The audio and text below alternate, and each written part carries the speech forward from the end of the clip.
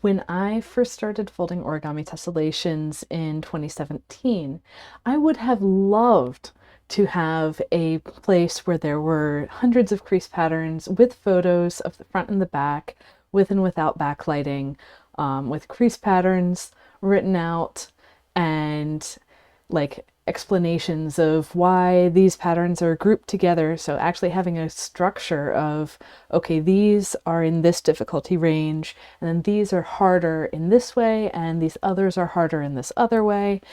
And instead, what I had was whatever people posted to Flickr, which was mostly photos taken sometimes from both sides of the paper, like two photos, one from either side, but mostly photos of one side of things. And I had no idea like what was harder, what was easier, what kind of patterns even existed to try. So there was a lot of searching, a lot of clicking through in the comments below these photos. But now I've created that resource that I would have wanted when I was starting out. And I'm adding in a whole, or rather, I just added in a whole bunch of new patterns in this latest update. I call it Tessellation Garden. And these are patterns that I've folded since the previous update in April. It's now October, and yeah, there's a lot of things that I've been folding, including two of these massive ones that I folded in the last couple weeks. So Tessellation Garden is restricted to just my designs. I haven't heard from any other designers about wanting to add stuff to it. I would be open to that. And it already has well over 450 patterns. I think the current number is 470 something, and with all of these, that'll easily push it over 500, which is most but not all of the things that I've designed. And the things that I've designed but aren't in there, it's because I haven't folded them yet. So let's go through this whole stack and see what we've got. Got some fun square twist patterns with and without hybrid square twists, some alternate endings for Advent of Tess this year, some other pieces that use the same twists but aren't necessarily alternate endings. This one is an alternate ending, this one's an alternate ending, and one that I did a live stream on. This one is an alternate ending for a previous year that didn't make it into the ebook, but I still found interesting enough to fold. Alternate ending for this year. This one's cool. It looks on this side like it's all closed hexagon and triangle twists, but on the other side, there's these diamond hybrid hexagons that line up exactly with the weave structure you would expect if it was just closed hexagon and triangle twists. And you can kind of see there's kind of too many triangles in here and not enough hexagons if there were only closed hexagons and triangles. This is one that I'll be teaching at the Lyon convention this year. Alternate ending for Advent of Tess 24. Another alternate ending. Another alternate ending. This one's super cool. These kind of bars that go all the way through that are composed of separate twists. And I didn't know that that alignment was going to happen when I designed it. Another Advent of Tess alternate ending. You can sense a theme. Playing with symmetries with equilateral triangles. There's still closed twists on the back there. An alternate ending for Advent of Tess. Another alternate ending, one that I started in a live stream this year. Another alternate ending that I started in a live stream. Another alternate ending. And another one. Fun with hybrid hexagons. That is also a hybrid hexagon in addition to this one. And we get this kind of flagstone path that's kind of separated. There's a lot that you can do with the hybrid hexagons. Oh, and all the triangles are on the other side. More fun with hybrid hexagons. This one is from a office hour that I did with the students in my courses.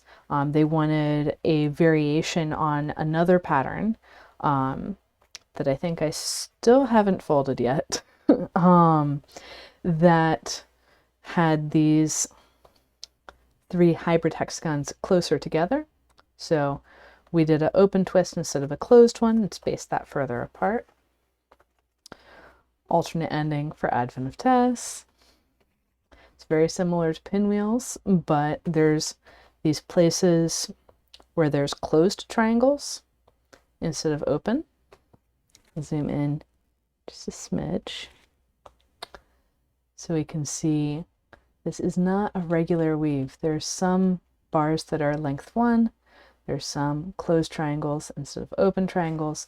It's got all kinds of interesting things going on. This one is a pattern for Advent of Tess, so like what it looks like with more repeats. Another one fun with the equilateral triangles. These are double open triangles, which I don't usually use in the clusters of 4. Some little prototypes. These 3 are 3 of the patterns that I designed in one of the live streams this year, the hexagon, triangle, trapezoid, then what video, and never got around to doing full versions, so I did them on tiny 32-fold grids. This one is another very similar pattern with hexagon, triangle, trapezoid, then mixed depth skinny hexagon, 2-fold skinny hexagon. This one is something I was playing around with when I was like between where I was staying and the OSME conference this summer. It has a 3-fold hybrid hexagon twist in the center with rhombi connected to it in the hex rom tri-rom expansion tiling. So that's pretty cool. We've got this mirrored triple triangles pattern that I needed to fold so I could have a photo of it to put in my Paths to Mastery. I don't think I'm the first one to fold this, but it's going in anyways. This is a pattern that I folded also at OSME with paper that Micah Cease gave me. A couple of us were meeting up, and like 10 of us really, and I went around the table asking everyone a question about like starting from the center, what twist should I fold, and then what shape should be next, and what shape should be next, and should it be a regular hexagon or an irregular hexagon, and eventually we got to this pattern. This one is called Torque. It's one of the ones I folded to include in Tessellation Academy. So all of my designs that are in Tessellation Academy, including the designs that are made from Tessellation Academy, which we'll see a couple of coming up, are in Tessellation Garden. This one was a Tessellation Academy design. We call it Ball Pit because it's got this nice ball shape. This one was another Tessellation Academy design from the same workshop, actually, looking at different symmetries of the hexagons and triangles 6-fold tiling. So these are not trapezoids, they are hybrid hexagon twists. There's that little half hexagon notch underneath. And then this one, clearly I folded it in a class, but I don't remember exactly which one. It was probably an office hour.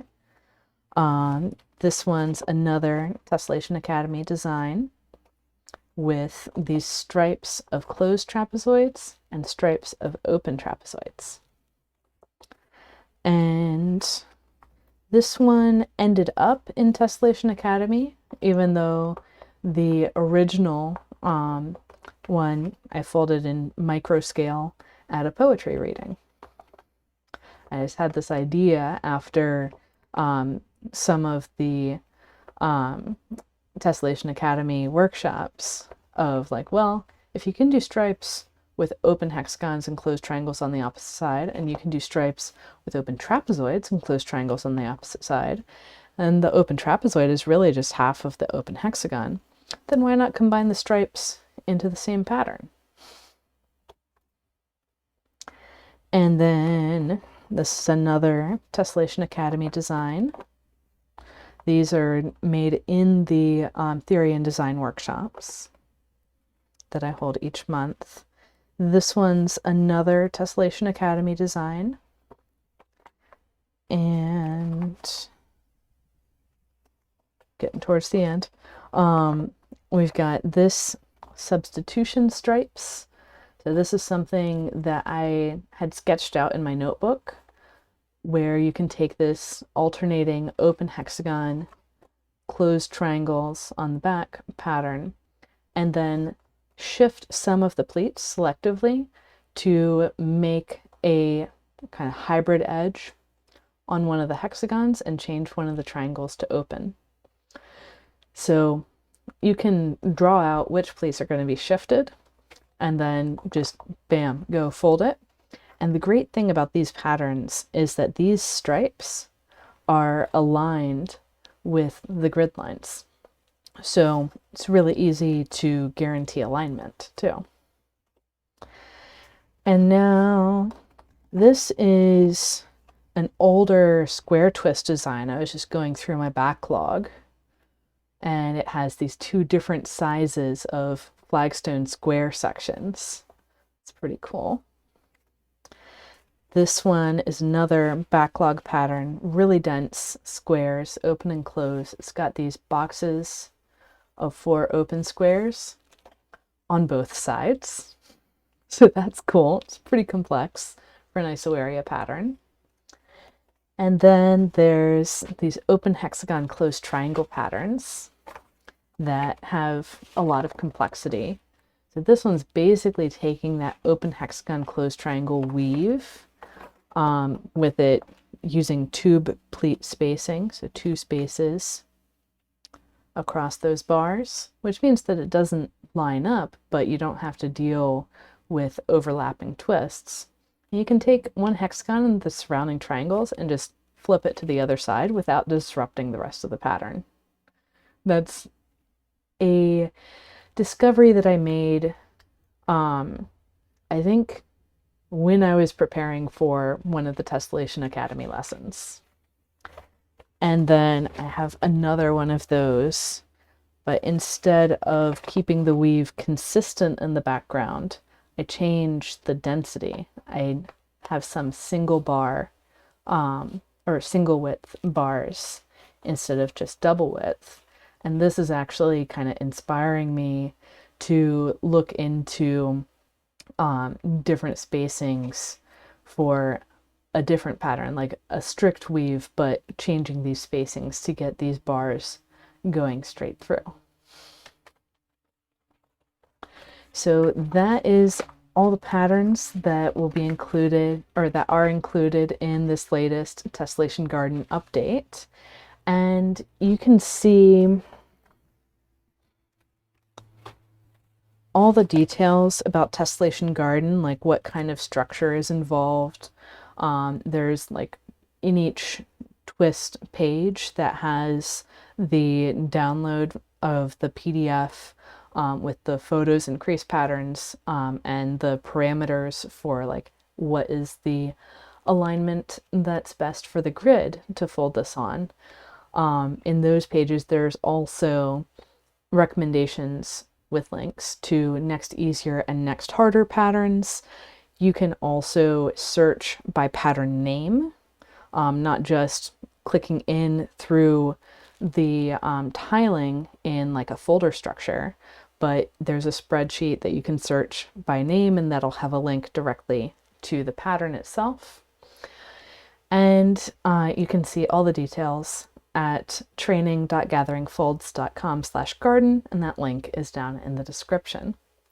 So happy folding, everyone. I hope that you check out Tessellation Garden and get those crease patterns so you can fold some of these patterns for yourself. Happy folding.